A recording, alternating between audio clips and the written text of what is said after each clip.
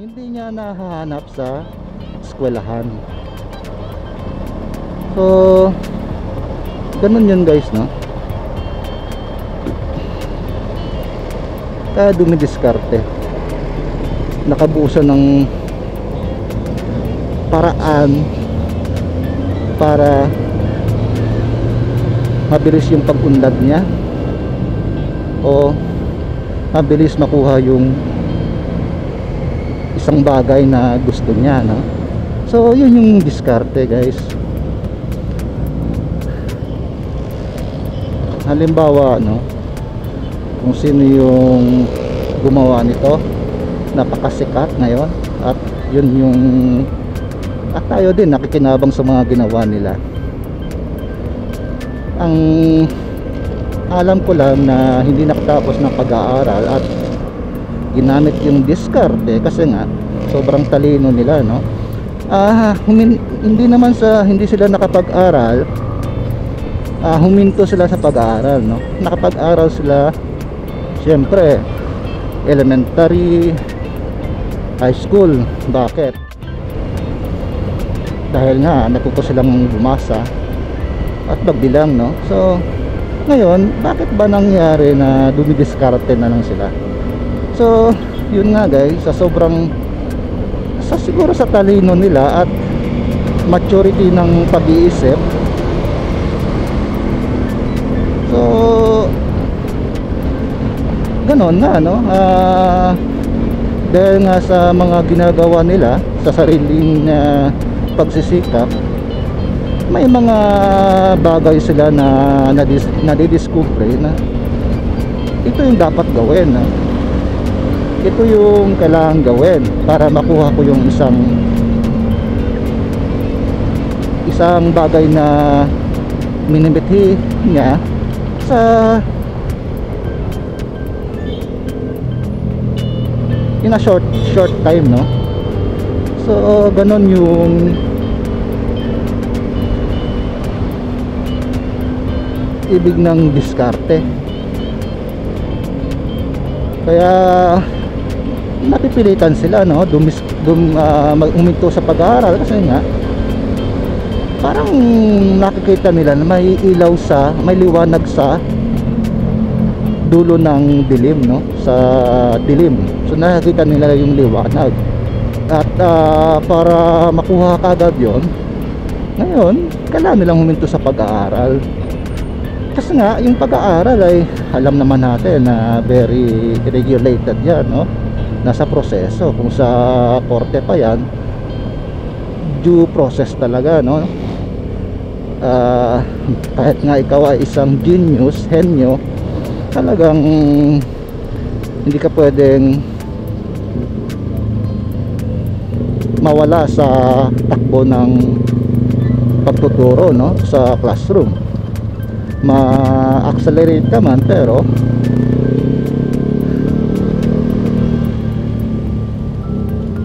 within the rules and regulation ka pa rin ng school. Kaya gano'n, no? Gara ang iba wala na, no? Humihinto na. So ganun na yung nangyayari. Kaya sa sitwasyong ito, diskarte talaga. Kaya sinasabi nila, diskarte, kailangan din na mag-aaral. So nananaig yung diskarte dito kasi nga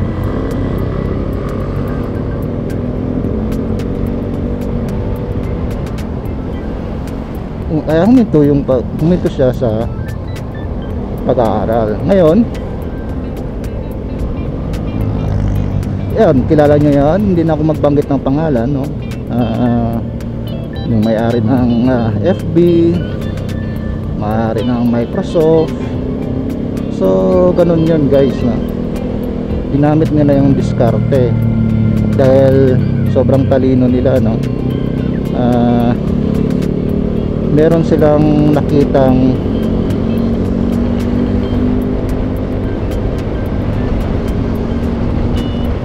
paraan na mapabilis yung pag-unlad nila, kaya huminto sila sa pag-aaral, tumutok sila sa ginagawa nila. So yun yung diskarte guys. Kaya napipilitang huminto ng pag-aaral dahil may nakita silang paraan, no? Mabilis na paraan. So without the intention na talagang huminto sa pag-aaral dahil ayaw lang mag-aral at mambulakbol, may purpose din talaga sila, no? Alternative sa pag-aaral. So ganun yun guys, no? Kaya dumiskarte sila. So dito naman tayo guys sa aral o pag-aaral. Ano naman yung pag-aaral guys? May maraming ibig sabihin yung pag-aaral guys, no?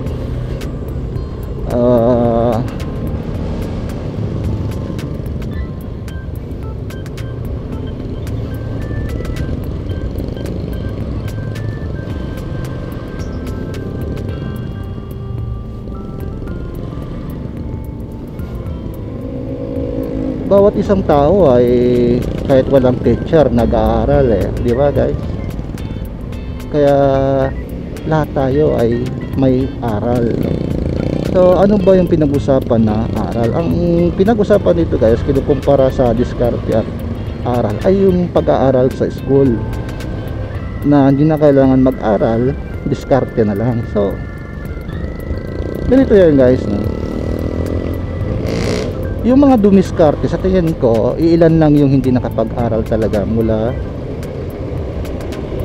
kindergarten hanggang college, high school or first year ng college, gano'n, no? Pag college start konti, no? So pero nakapag-aral pa rin, no? Pero bakit may issue ng diskarte na lang? Kasi guys,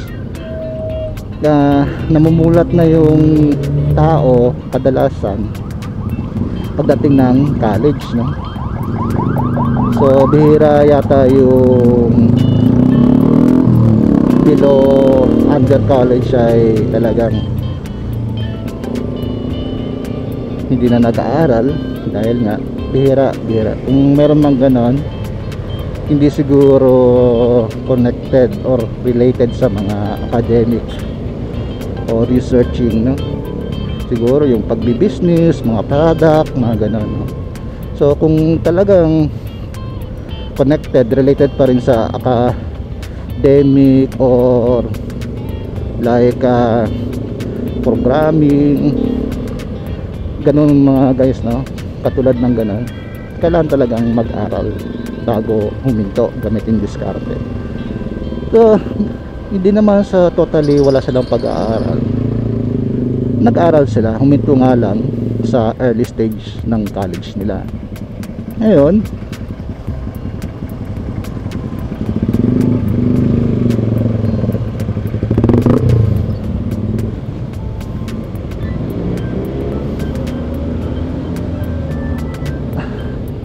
ang tanong, ano ba ang pag-aaral? Kailangan bang pag-aaral? Ganito guys, depende ito sa isang tao kung kailangan niya ba mag-aral o hindi, ano ba yung sitwasyon niya. So sobrang traffic, na late na kasi ako.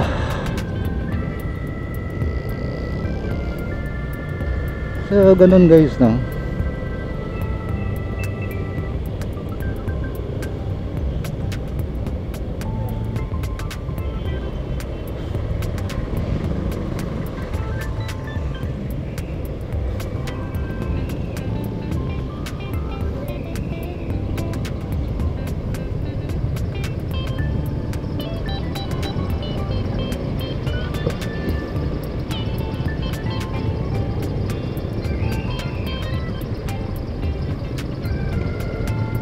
Kailangan mag-aral talaga ang isang tao, depende sa sitwasyon ng buhay nila. Halimbawa, may mga